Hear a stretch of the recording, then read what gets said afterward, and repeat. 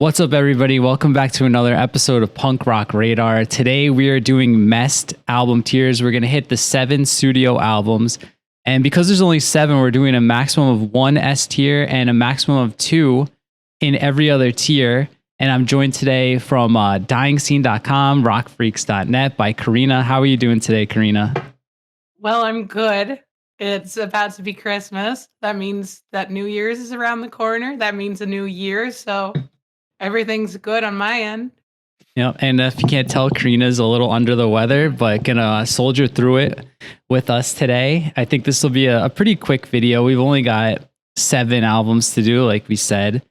And we were originally going to do this as like the end of the Good Charlotte video, but we decided to give Mest their own video, give them some time in the sun, because I don't know about you, but I kind of always thought that Mest was like a band that maybe piggybacked off of Good Charlotte. But as we're going to find out here, they were around a few years before Good Charlotte. Like this first album, Mo Money, Mo 40s, was 1998. The first Good Charlotte album was like 2000 or 2001. So they were kind of doing this a little before. I think people may have that misconception. But Karina, when was the first time you heard this particular album? I think this is not a lot of people's first Mest album. This wasn't my first Mest album. So I discovered them. They had that they had the song in Not Another Teen Movie. Mhm. And I saw that like 15 years ago. And then I started with Wasting Time because I might not have scrolled all the way down and saw that they had Mo Money, Mo 40s. So it was kind of like, it wasn't until we started talking about this episode I went, oh, there's this album. Yeah, that was like me. Like I first heard Mest like in the like 2000 or 2001, and I had no idea this album existed until like much later, like maybe '05. But this, for me anyway, like listening back to this is like the first real time I sat down and gave this one an honest listen. And for how young they were when this came out, like they were teenagers. Like this is a pretty solid and it's a very cohesive album. And like just going through the track list, like I think Compulsive Prep sounds like it could have been off of MXPX's Life in General. And you've got some like ska style songs, like in the vein of Goldfinger. Like I was pretty impressed with this. Like where are you gonna end up putting this one? I actually put it in my A tier only because I felt it was such a fun album. I I do have because I discovered it so late, Mhm. like a few months ago. It was one of those I wish I knew it existed before because I do feel like this is a very underrated first album. I as you said, they touch on like a lot of different. There's a lot of pop punk. There's the ska elements to it. So I felt that it was fun for me to get a whole of the band and like see what they did before and how it ended up.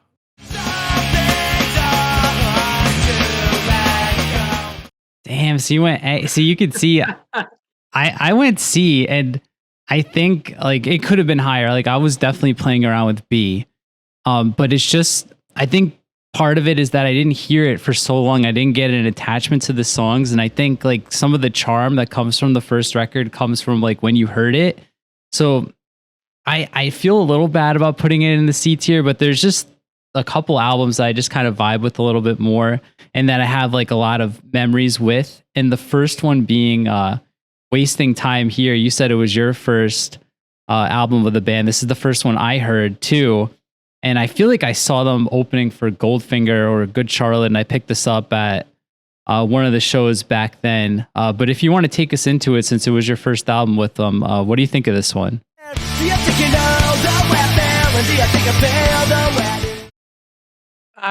I love this album. I do. I think it's a really, really good album, and it has actually a lot of good songs on it.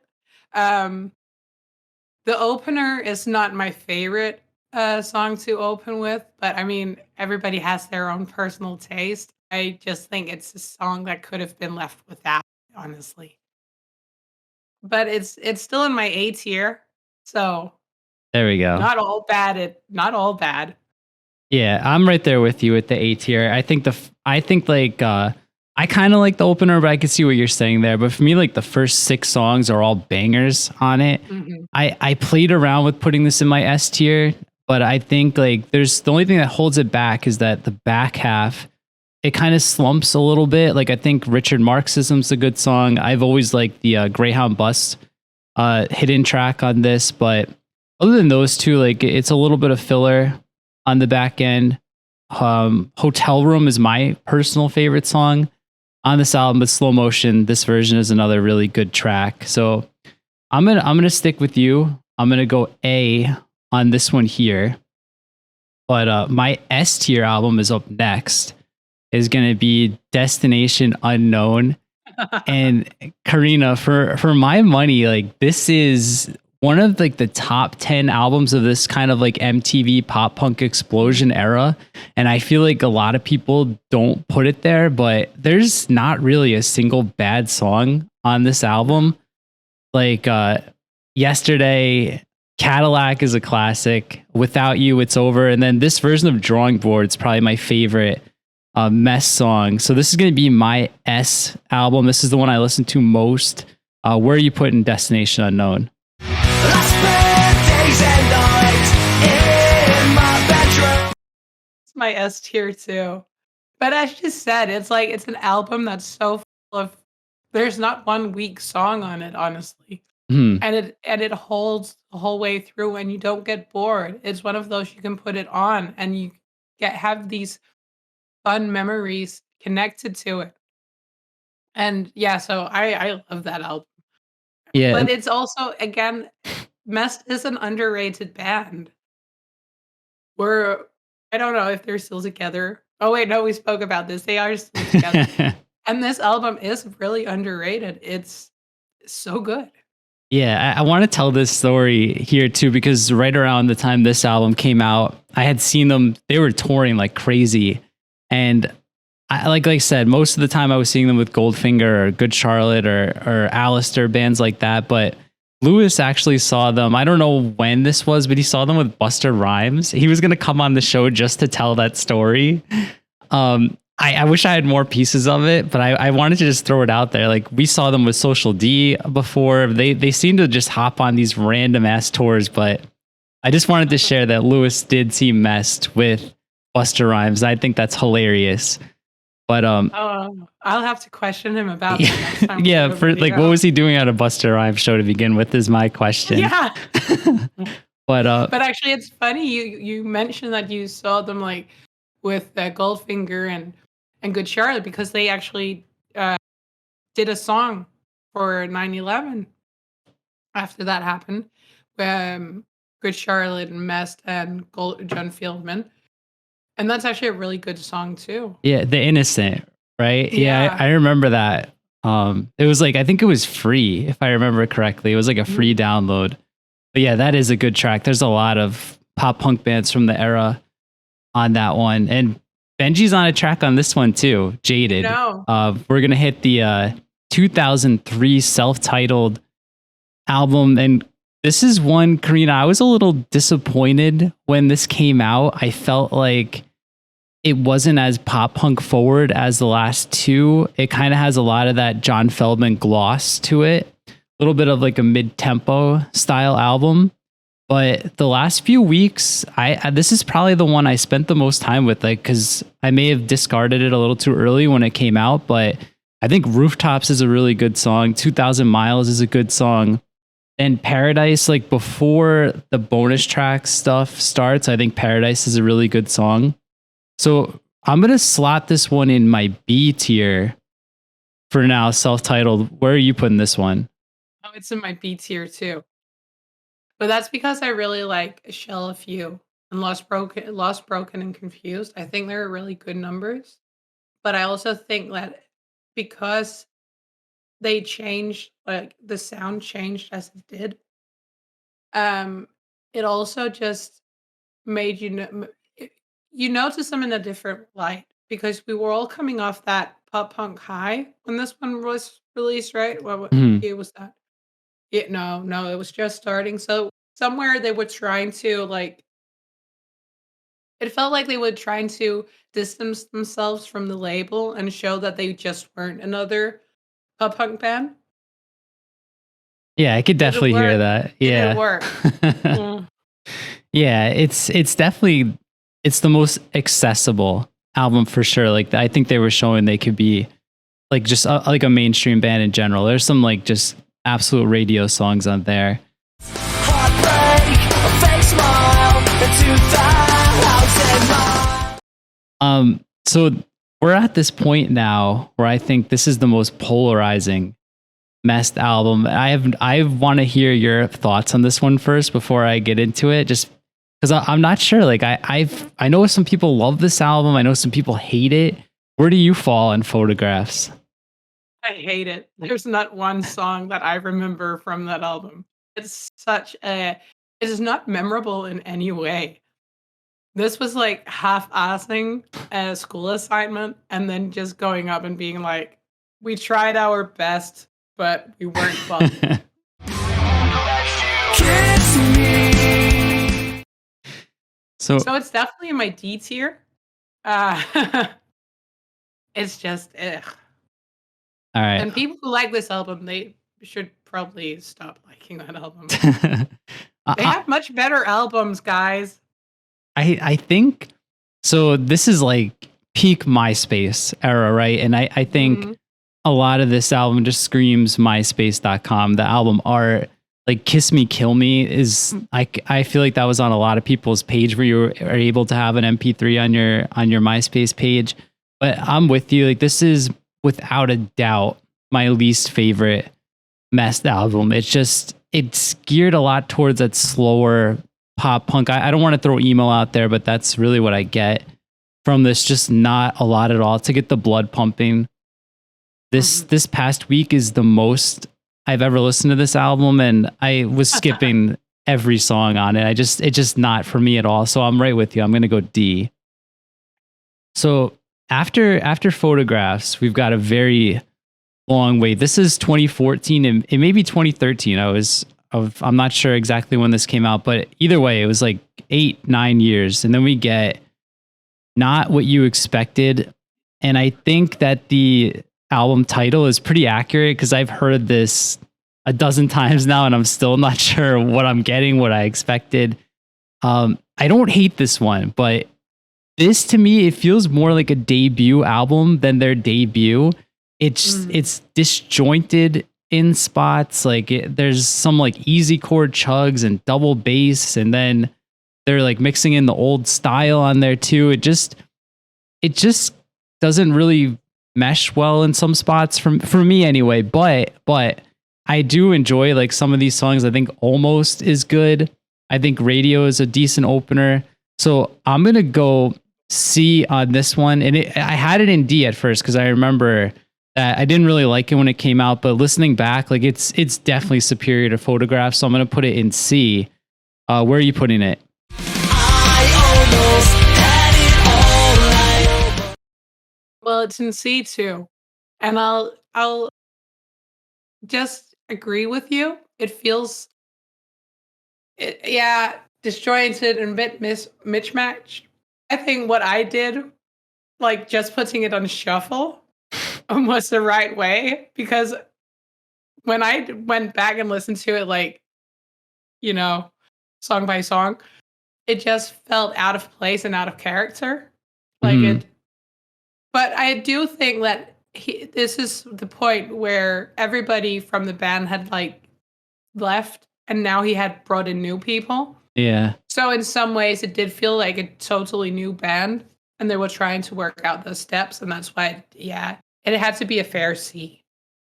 Yeah, I think that contributes to like a lot of what I feel like. It feels not like a Mest album. So and it makes sense because I think Tony was the only original member in it, like you said. But this next one, Karina, the very last one, this to me does feel like a Mest album. So I'm gonna let you take us into this one, Masquerade from 2020. What do you think of this one? I didn't hate it. I felt like when listening to it from the first listen, it felt like they had found their feet. as a band. Um, Maybe because they didn't have to figure out who they were musically anymore, but they had gotten the opportunity to sit down and write some proper stuff. I don't think it's bad, but it's definitely in my B tier because I do like it. We watch the sky fade, no words to be spoken. Yeah, I'm also in B tier. So, like I was pretty sure this was gonna happen. We only have one album different, but yeah, I'm with you on all the things you said. I think Masquerade is a good song. Answers is good. Even the Upside Down, it's a little weird, but I can get down with it. It feels like a Mest album again, and it feels like almost a spiritual successor to the self-titled. Like I could, if this had come out like where Photographs is, and then Photographs and Not What You Expected came out, I wouldn't be surprised. Like that's the feel this album has, and it gives me hope because we talked about this, that they've been teasing a new album, and it seems like they're kind of getting back on the right track, and maybe we'll get Destination Unknown Part 2. You know, which I would not mind that at all. I That would was a I wouldn't mind it either. But so this is our list. We knew this was gonna be quick. We did it in 15 Uh-huh. minutes. Everything's the same except you're a lot more high on Mo Money Mo 40s. Yeah. That's I do love random stuff. Like you even pinpointed that I'm random, so that shouldn't actually have been a surprise. Yeah, like, and it's weird. Like I could see that album like coming out on like Fearless Records or one of like those like pop punk labels of like the 90s. It feels like just like a pure 90s pop punk album. And I think people that are like sour on Mest or like can't see themselves listening to Mest would like that album. It's definitely like the most raw and like punk ska 90s feel. Like I would recommend this to like Fat Wreck, Fearless fans, everybody. Like maybe not like the later stuff, especially post '03. But if you haven't listened to Mess before and you're looking for like a starter point, you're not into that like MTV style, like definitely check it out. I mean, Karina's got it all the way up in the A tier, so that's got to tell you something. But It's such a good album. I actually I'm sad that I didn't know about this album before. maybe it'll get Because a review over at Rock Freaks, it's a too retro late. review. Retro review. Let's go vintage, guys. I have nothing to do. All right. Well, speaking of Rock Freaks and Dying Scene, you got any good reviews, interviews, anything popping up we should keep an eye out for? At some point this weekend or the beginning of next week, I was lucky enough to interview No Fun at All, and that's going to be out. They have news about their upcoming tour. We go into debate about bridges and how ugly the bridge between Sweden and Denmark is. Um, we talk a bit about yoga, and it's just casual. Ingo, he was in his bed because he, according to Stefan, which is the bassist of the band, lives in Swedish Siberia. So I definitely keep an eye out for that. Otherwise, I'm just I'm we're doing our top 25 list, aren't we soon? Yeah, top 25 albums of 2022. The goal is to have that out January 1st. And I've been really struggling with my list. I've been adding in albums like every couple days because, Old Wives just came out with a record that's really good.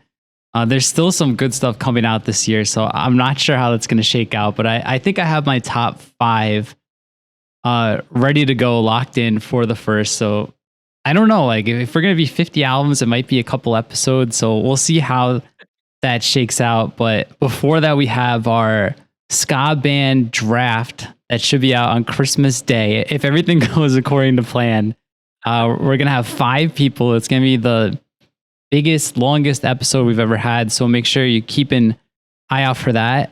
Yeah, that's it. Anything else, Karina, you want to say before we leave? Anything else about Mest? Nothing about Mest. I'll just do your job. If you like the video, like, subscribe, share with your friends, all that jazz. we'll take your notes into consideration. And yeah, what's that? All right, guys. See you next time.